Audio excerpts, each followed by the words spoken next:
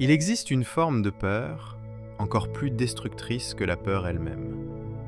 La peur d'avoir peur. Et beaucoup de personnes anxieuses vivent exactement comme ça. Pas seulement dans la peur d'un événement, mais dans la peur permanente de ressentir à nouveau cette sensation.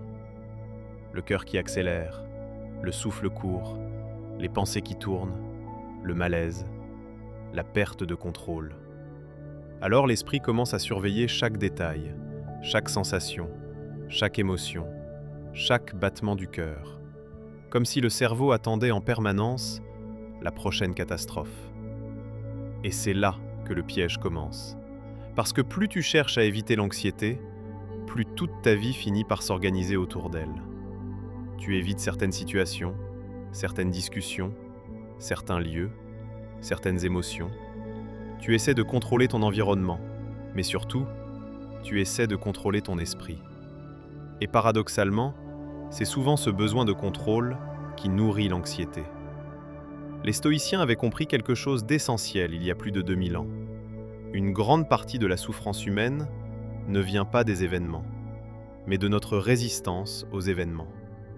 Épictète disait « Ce qui trouble les hommes, ce ne sont pas les choses, mais l'idée qu'ils s'en font. » Et aujourd'hui encore, cette phrase reste terriblement moderne.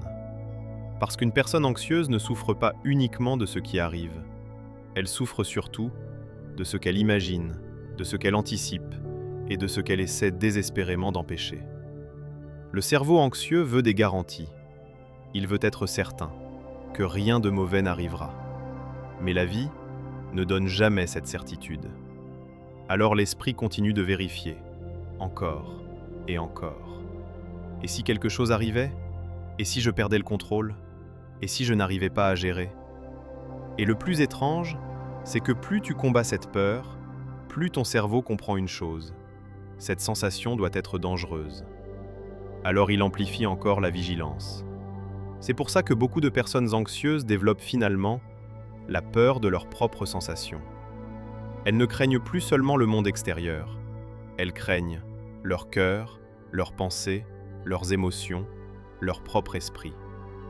Et à partir de là, l'anxiété devient une prison intérieure.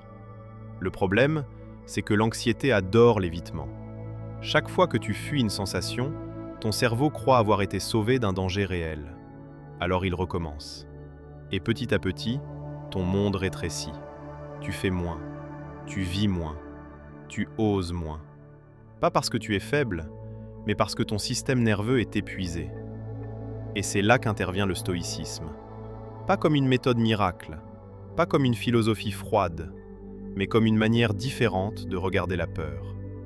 Les stoïciens ne cherchaient pas à contrôler le monde, ils cherchaient à stabiliser leur esprit. Marc Aurèle écrivait « Tu as du pouvoir sur ton esprit, pas sur les événements extérieurs. » Et cette phrase change énormément de choses, parce qu'elle signifie que la paix mentale ne vient pas du contrôle absolu, elle vient de l'acceptation. Pas une résignation passive, mais l'acceptation du fait que certaines sensations, certaines émotions, certaines pensées font simplement partie de l'expérience humaine. Le vrai problème de l'anxiété, c'est souvent que tu refuses profondément de ressentir l'anxiété. Alors tu luttes, tu résistes, tu analyses, tu anticipes. Et ton esprit reste bloqué dans une guerre permanente contre lui-même. Mais guérir de l'anxiété ne signifie pas ne plus jamais ressentir la peur. Cela signifie arrêter de considérer la peur comme une catastrophe. Parce qu'une émotion, même intense, n'est pas dangereuse. Elle passe, toujours. Et plus tu apprends à laisser exister certaines sensations sans paniquer, plus ton cerveau commence lentement à comprendre « je suis en sécurité ». C'est souvent ça, la guérison. Pas devenir invincible, pas devenir parfaitement calme, mais arrêter d'avoir peur de son propre esprit. Et retrouver progressivement quelque chose que beaucoup de gens ont perdu aujourd'hui, le silence intérieur.